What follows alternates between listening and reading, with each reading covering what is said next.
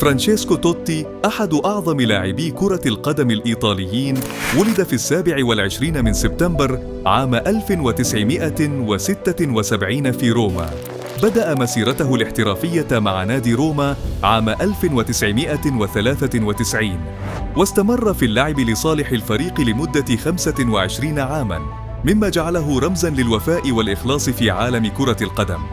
عرف بلقب الملك بسبب تفانيه وولائه للنادي، حيث رفض عروضاً مغرية من أندية كبرى، مفضلاً الاستمرار مع فريقه الأم.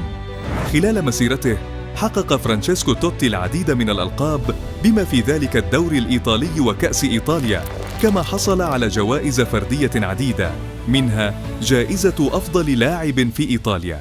سجل أكثر من 300 هدف في الدوري الإيطالي، مما جعله واحداً من أبرز الهدافين في تاريخ البطولة. بعد اعتزاله في عام 2017 استمر فرانشيسكو توتي في دعم ناديه من خلال العمل كسفير، حيث يساهم في تطوير الفريق وجذب المواهب الشابة.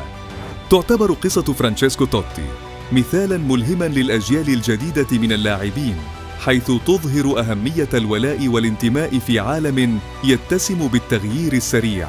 ستظل إنجازاته وذكراه محفورة في قلوب مشجعي روما للأبد،